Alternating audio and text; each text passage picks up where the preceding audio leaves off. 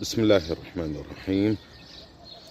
المشكلة اللي ما يتابع رايح على طول يدخل في انتقاد. شلون يعني انت تجوز كذا؟ انت تابعت المحتوى وحكمت لو على طول تبغى تنتقد بس وتتشيطر؟ القناة موجودة وجميع النقاط مستوعبينها ولله الحمد، ولكن ليس على نحو الخصوص.